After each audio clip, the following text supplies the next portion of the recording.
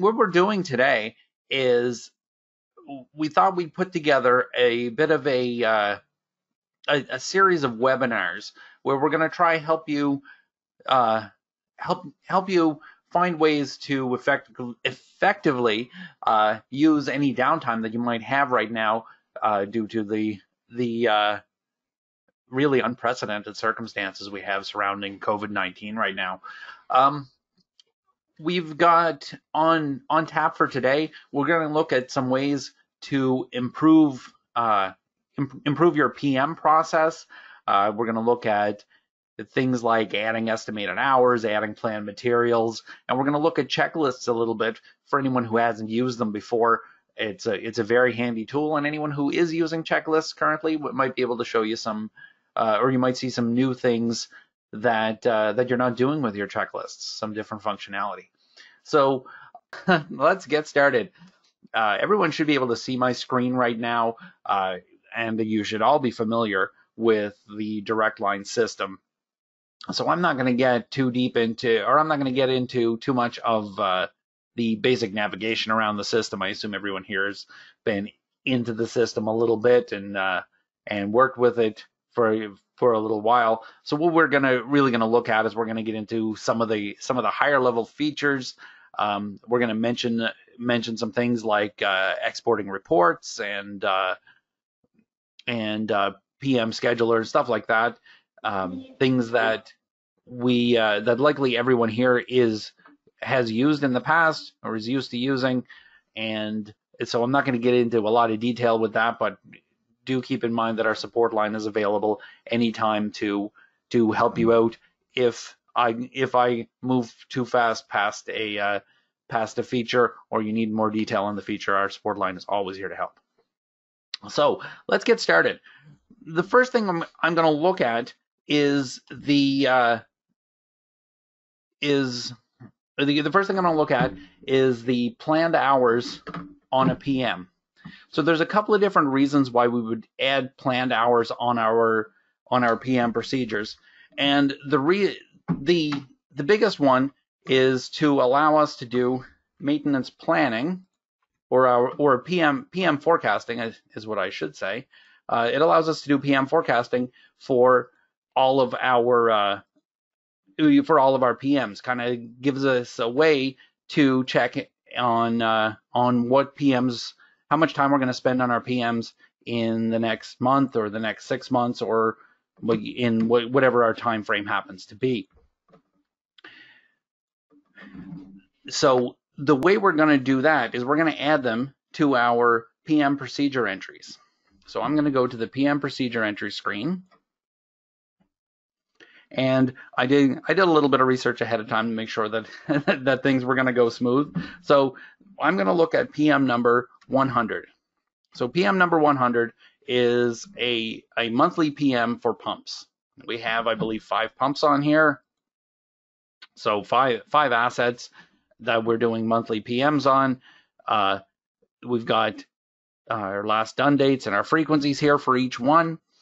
And we would add planned hours to these work orders by going to the line scheduling details button down in the bottom right corner, and we get into the PM detail entry screen. So here's how we would add our hours. We put in the trade, who's going to do the work. We can, in the function field, we can put a short description of what they do, which is a handy feature if you have multiple trades on one PM. The important part is that we put a number of persons. So how many people is it going to take, and how many hours are they going to spend? And when we look at this, we say, well, I don't know how long that takes. Because right off the top of your head, you probably don't know how long each work order or each PM procedure takes. But since you've been tracking your hours on your work orders for months or years or decades, we can go back into the history in the system and we can look up what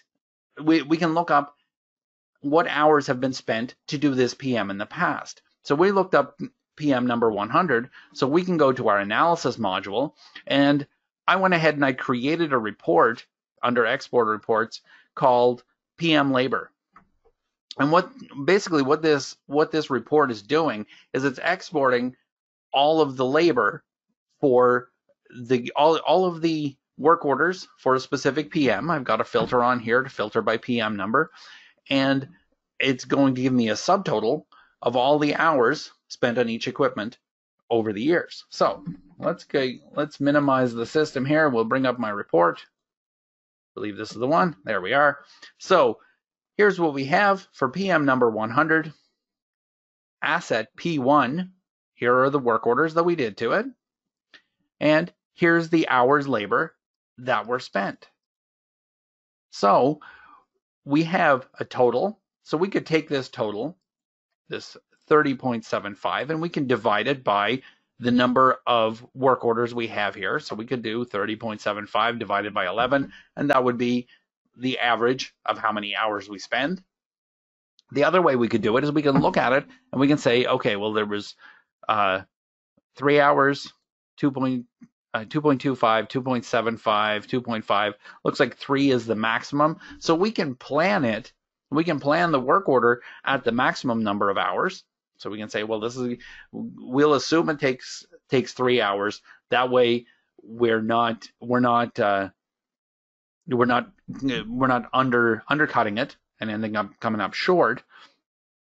And we can always reassess our PM in the future and reassess those hours, because if we put 3 and then over the next 6 months or over the next year we find that the actual labor hours are quite a bit less, we can change that, and we can do that just by running this report again down the road. And that will be in another session that we're going to do down the road on optimizing your PM list. So we've got our hours labor here. We're gonna go with 3 because we don't want to undercut anything, and it looks like 3 is the max for all of the different equipment, because P1, P2, P3, and so on are the equipment off of this PM, and it looks like 3 hours is the maximum on each one. So we're gonna go back to our PM detail entry screen. We're going to put in our trade. So who is it that we need to do this? And that's going to be a maintenance worker. We're going to need one person, and they're going to spend 3 hours, or we're estimating they're going to spend 3 hours. Now, if you've created PMs before, then you know this already, but if you haven't, this equipment number, or this screen is equipment specific. So we're looking at PM number 100 and equipment P1. So we're planning hours for P1. So we can save that. Then it'll take us to P2 and we have no hours here. So we can enter 3 hours for each one, for all 5 of them. Or when we're on P1 and we've put in our hours, we can come down to the bottom and we can say copy details to, and we can copy those hours to all of the other equipment. So now when we look, we've got hours on every one of them. So now we've got planned hours for all of our equipment.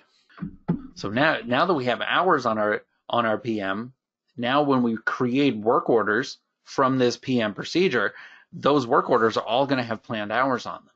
So now we'll be able to go into our work order console, and we'll be able to figure out when the work orders get created, we'll be able to figure out utilization on our work order console. And again, that's something we'll look at in a future webinar. But this is a big part of being able to do that, because now we've got planned hours for all of our PM. So now we know, now we can forecast that.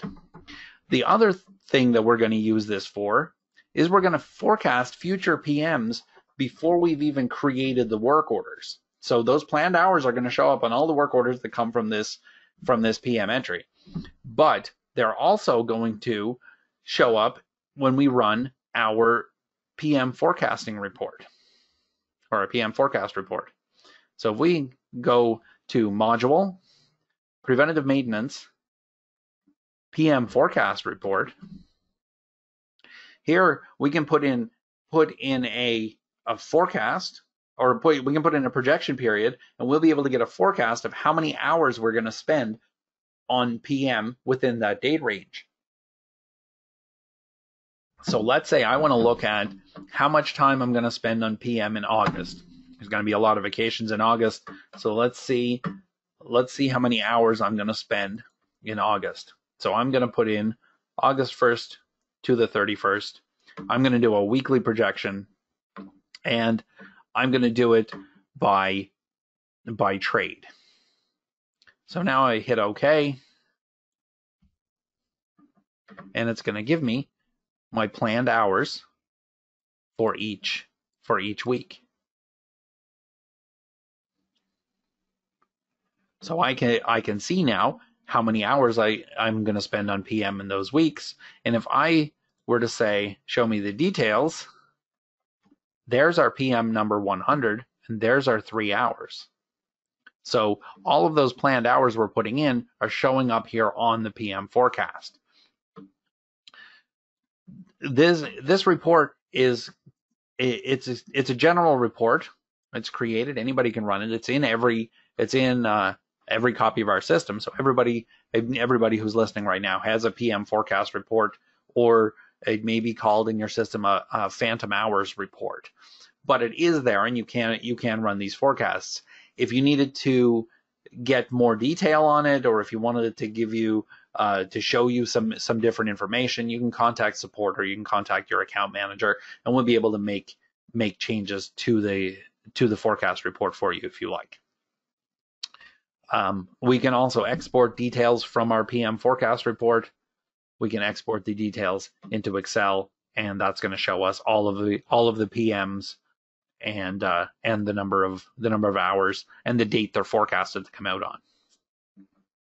So the forecast report, it's been around a long time. Not a lot of people are using it because not a lot of people are seeing it on the are getting those planned hours into the PMs. So that was the first thing that I wanted to show you, was how to add those planned hours, and the biggest part of that is how to know what hours to put in. So being able to run that PM hours report that I created, so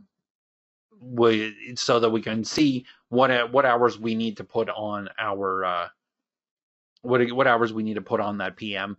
And if you want to create a PM hours report of your own, you can call our support line. I guess not if you want to do it. If you need help to do it, you can call our support line, and we can help you create it.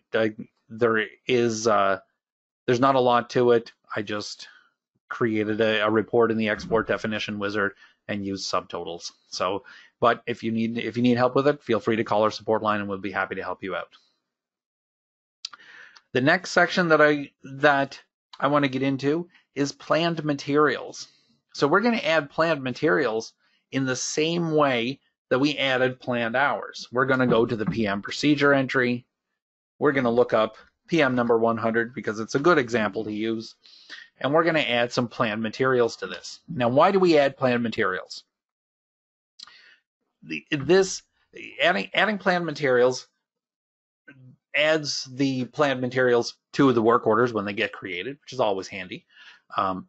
So that when you send your maintenance person out to actually do this PM, they know what materials to take with them. They know what lubricants or belts or filters they need, so they can bring those with them right away when they're going, and it saves trips back to the maintenance shop or to the warehouse to get those materials. The other reason to add planned parts is if we add planned parts to our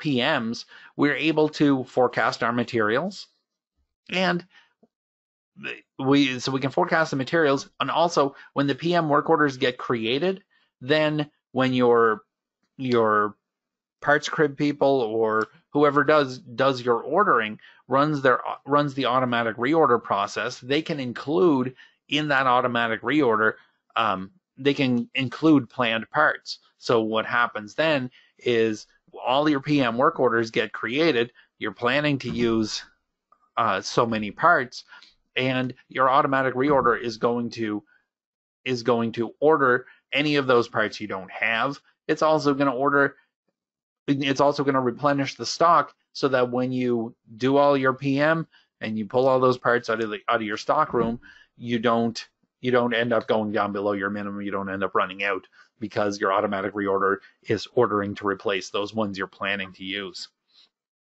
So that's 2 reasons to add planned materials to your PM. And here's how we're going to add those. So we're going to go to the same PM detail screen by going to line scheduling details. On the I created a report in Excel, and what I did is I had that report show me all of the parts that had been used on this particular PM. So I had it show me all the parts that have been used on work orders for this particular PM. And then in Excel, I ran a couple of subtotals or a couple of counts in order to reduce it down so that we see the list that I'm showing here.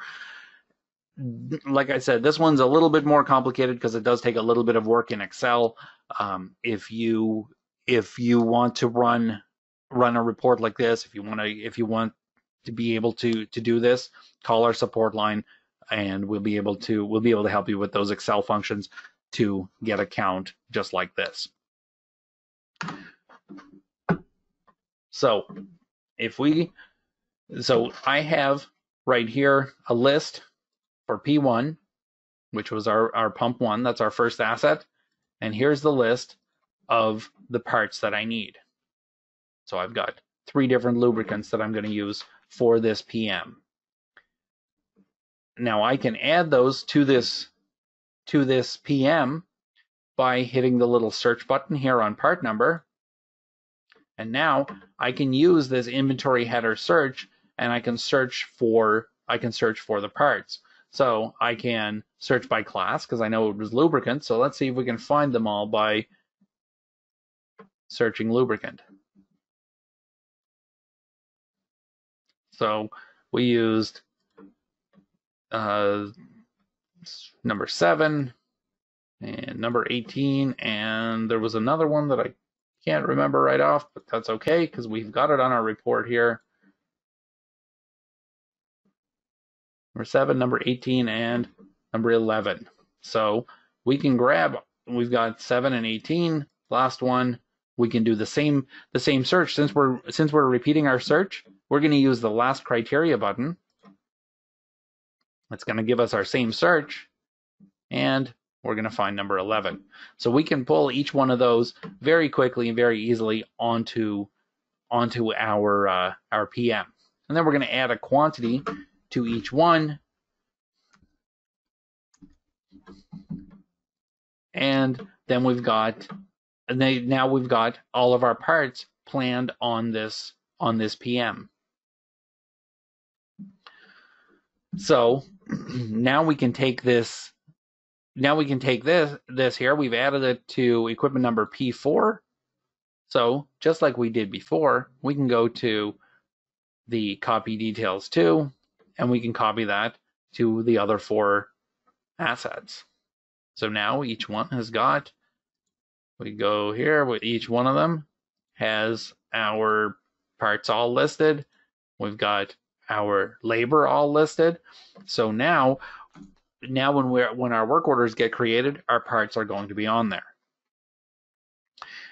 Once those work orders get created, now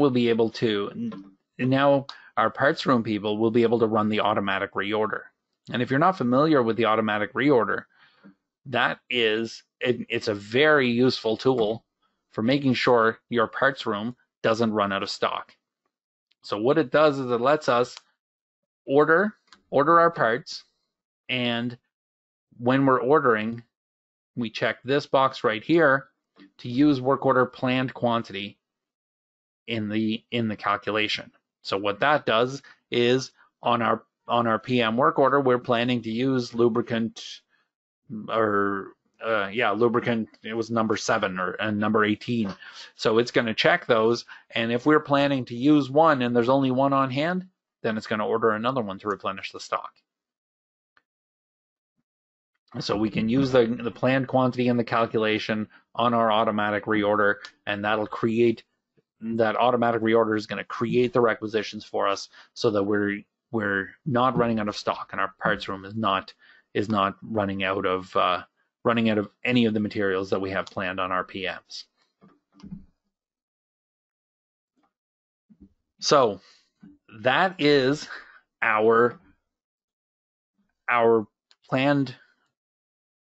estimated hours and planned materials. So that's giving us lots of forecasting options, so we can see what parts we need. We know what labor resources we need for our PMs going forward and into the future. The last section that I wanted to talk to you about is checklists. Now, I'm sure that everyone who has done PM has used a checklist of some sort.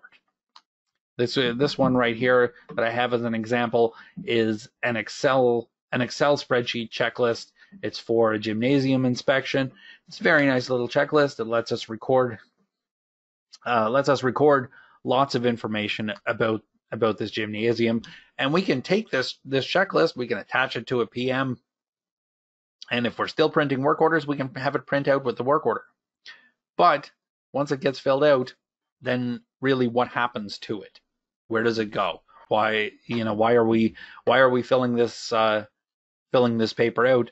Because you can't really do a lot of, aside from having it for your records, you can't really do a lot of reporting from it.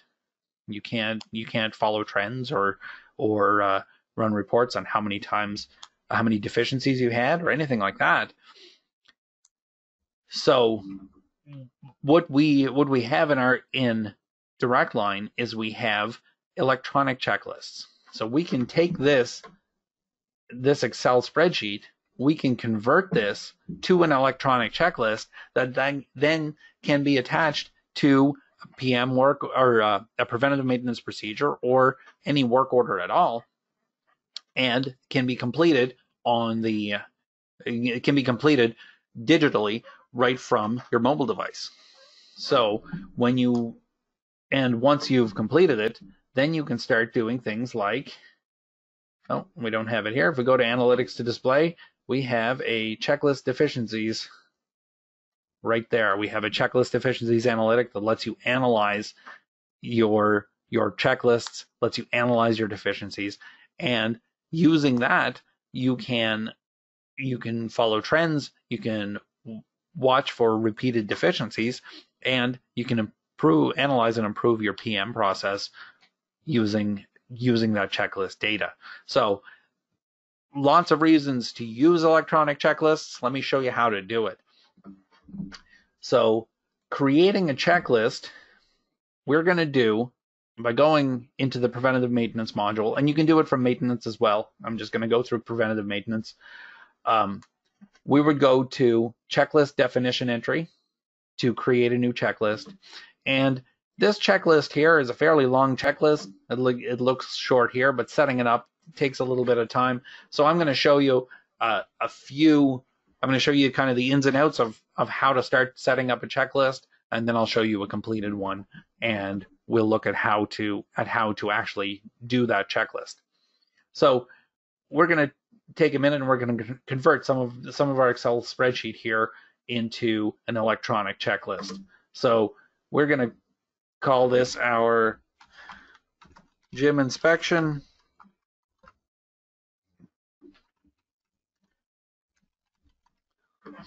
We're going to add some tasks. So for each line on our checklist here, we're going to add a task to our checklist. So we're going to start with these fields up at the top where we have location and zone. So we're going to add those just by hitting add task, and we're going to put in some manual text entries for location. We're going to put in another task that's going to be date, and that's a date entry. So that's going to give us a field that we can actually fill in a formatted date. And then we might put another manual text entry for inspected by. So now we know who's inspecting it and what they're doing. Or sorry, now we know who inspected it and when.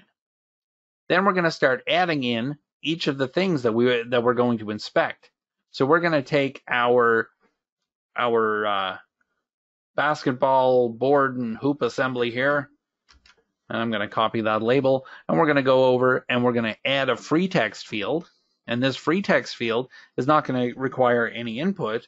It's just going to be a label on our checklist. So we put that on.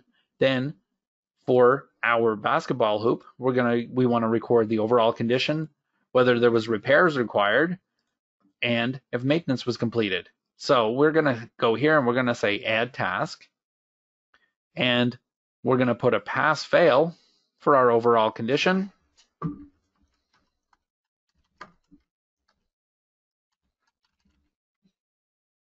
And here's where it gets very interesting.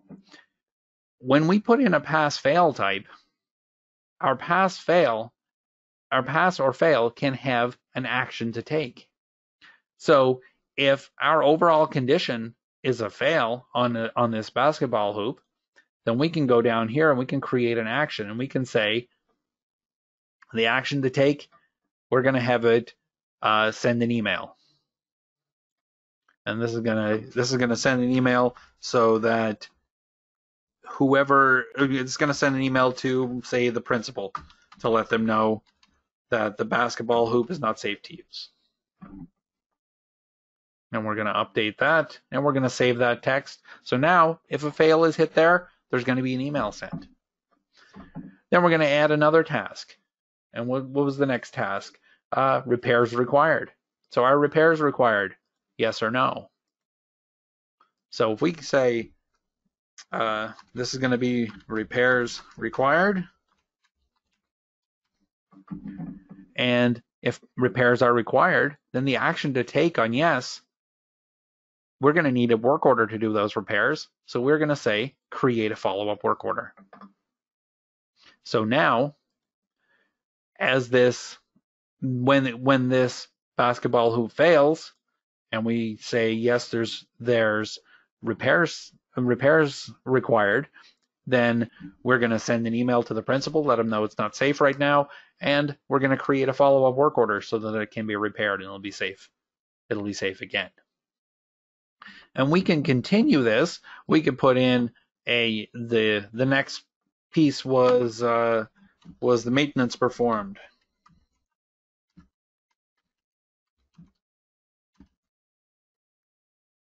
And that can be a yes, no. So now we've answered all of the questions, and you'll see here we had 4 questions: overall condition, repairs required, maintenance completed. Repairs completed is going to be answered by completing the follow-up work order that gets created. And for each line here, we'll create another section just like that. And I'll show you what I mean, because I've actually already created this checklist before we started. So here's our checklist completed. For each section on our spreadsheet, we have 3 questions. Then down at the bottom, I actually added an option list and a record of the flooring type, because that was down here at the bottom of the checklist. So now we're gathering all this information, but we're not just gathering it to stick a paper in a drawer somewhere. We're gathering all this information so that we can see how often there are deficiencies for these basketball hoops, or how often we're repairing the floor sockets. Maybe we need different floor sockets, or maybe our divider panels are being abused, and we'll be able to track that by filling out this electronic checklist. Now, what does this checklist look like when you're actually filling it out? Well, if we go to our mobile version, so I'm going to go here to the mobile, and this will look familiar to anyone who is already using our mobile version. Anyone who's not, our mobile version is it's a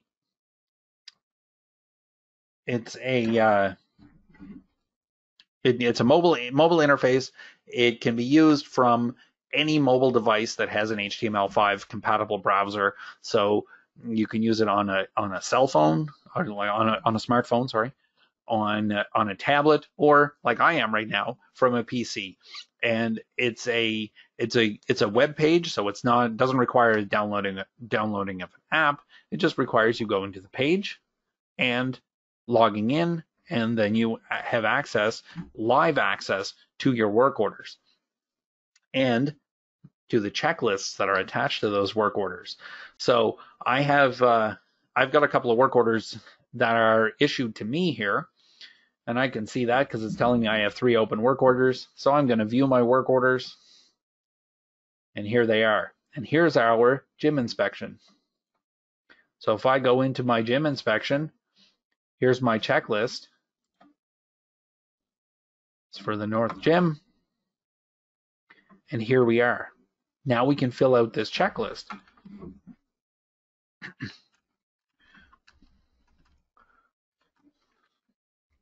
And I can complete this checklist right now. And we'll see, as I put in things like failure here, it says an email will be sent.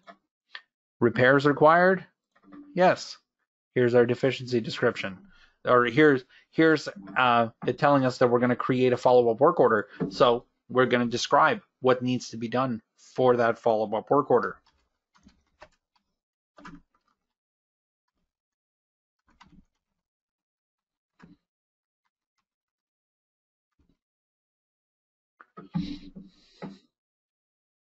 Then we can continue and we can complete each one of these steps on our checklist. And all of these controls are optimized for touch screens. So if you're on a smaller screen, let's say you're on a cell phone and you've got a skinny screen like this, well, now your checklist takes up the whole screen. So you don't have to zoom in or squint to see it or anything like that. You've got it all here. It's showing you the whole checklist, and the screen modifies itself as based off of what size screen you're using. Now, when we did a couple of deficiencies on there, if we go to the deficiency list here, it's going to show us what deficiencies there were. And when we mark this checklist as completed, it's going to create that follow-up work order for us. So now we can view or modify that follow-up work order if we want to. And then we can go back to our original work order, and we can add our time and complete this work order. So now we have that checklist, and we're completing those checklists. So we're getting reportable data from those checklist items. We're getting feedback that all of the items are being completed. So it's better than just having instructions in the work order description, because you're getting feedback that these things are actually done. Did you inspect it? Yes. So you're getting that feedback right there, and you're getting the ability to report on it, and you're getting the automatic creation of the follow-up work orders, and the automatic emails being sent when there are deficiencies, depending on what you want. Another thing that I want to mention is these checklists, as we're creating them, they can be attached to PMs, which is very nice. You can also create checklists that can get attached to work orders, and they're attached on the work processing screen or the work planning screen in the desktop version. And then once they're attached, we can do things like this. Once we attach them to the work order, this particular work order here is for a student with a confirmed COVID-19 case. So because there was a case, now we can put on our checklists here for the two buildings that they accessed, and we have a disinfecting checklist for that building. So now we're getting confirmation of when it was done, who did it, and that we closed off all the areas, we opened the windows and doors. We're putting in confirmation so that when you have to, so that if you have to report on it later and you have to look it up later, you can look it up right on your checklist. You've got confirmed information that it was done. Creating any of these checklists, this particular one here was taken from the CDC, and we converted it into one of our checklists.